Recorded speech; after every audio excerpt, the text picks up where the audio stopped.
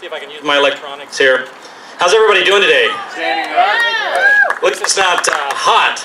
I'm thankful for that. Last time I was out here, we had protesters across the street. We had a lot of noise going on, and this time it's nice to not have to compete with that. Thank you for showing up. I'm going to make my message fairly direct and brief, but I will say this. Oregon, we have a problem. Taxation without representation. This may sound like a term that was applied a long time ago, but it's applicable today. Our representatives are not paying attention to the will of the voter. That is taxation without representation.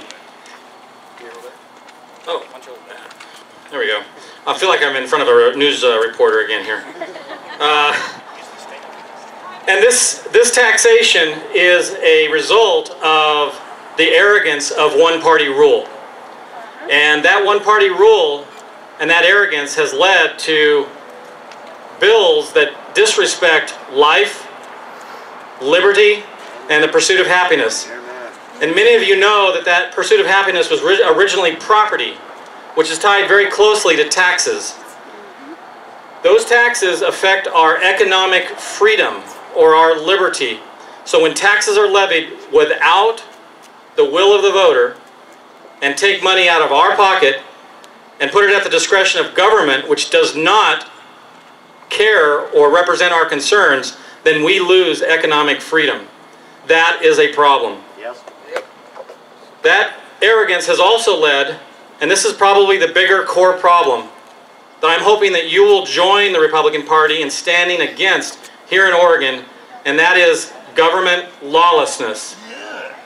Lawlessness is expected from a certain percentage of the population, and it's government's job to control or restrain that lawlessness. But when government itself participates in lawlessness, it falls to the people to correct it. And that is the situation that we're in today. This arrogance has led a governor to proclaim resistance against federal law on immigration issues. Has led a mayor to facilitate riots rather than peaceful assembly. Wow, you guys are right on cue. This is like... Thanks for practicing with me beforehand. I appreciate that.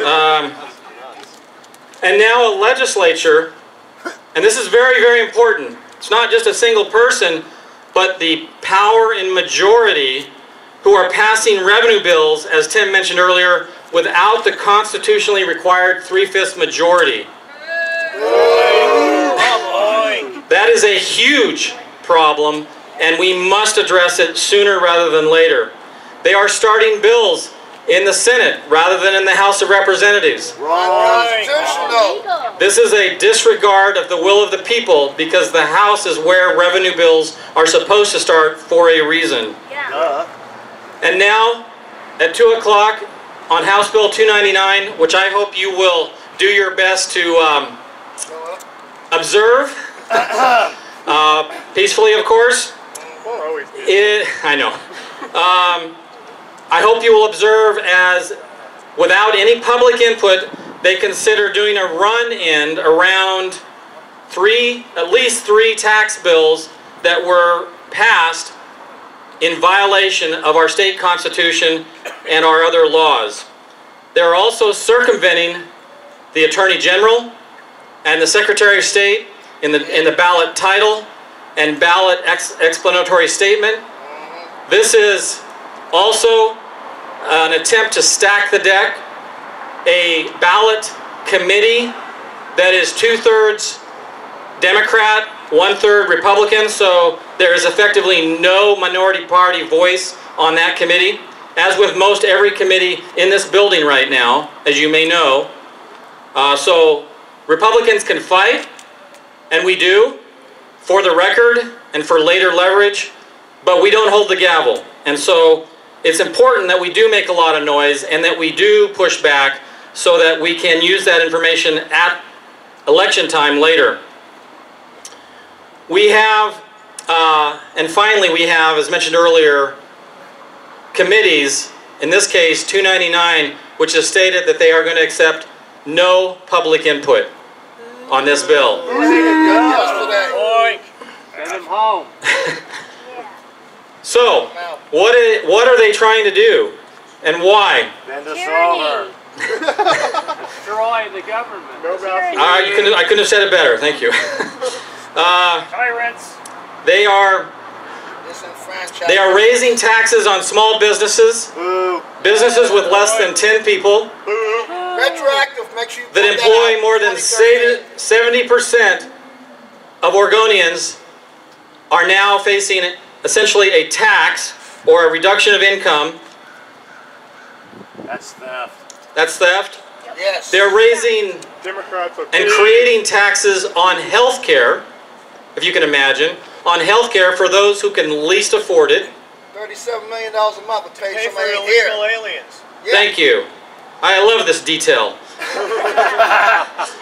They have, all the while, no viable solution or attention given to PERS, which is out of control, and creating liability for our state, which could put us in a situation similar to Illinois, and you know what I'm talking about there. Toilet. No roads, no nothing. It is Everybody's moving out spending without accountability.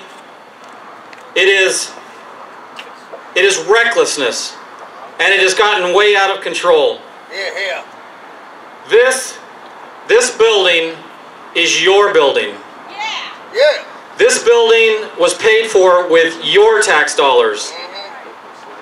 The officials inside this building are accountable to you. Be there, boss. We'd like to think so. They don't know it. They may not realize it. I would say to those in this building who continue to disregard the will of the people, today and tomorrow, you may not be listening now, but your tax bill trickery and deception and your meeting today on House Bill 299 will demonstrate whether or not you are listening, because you did not listen on Measure 97, and now you are trying to play games with the system in order to raise taxes against the will of the people. You have not heard us before, but you will hear us soon. Yeah. We, the people, will not stand for it. Nope. We will remember at election time. We will drain the Oregon swamp. It's a wetland. And I know my hat doesn't have the right words on it, Mine does.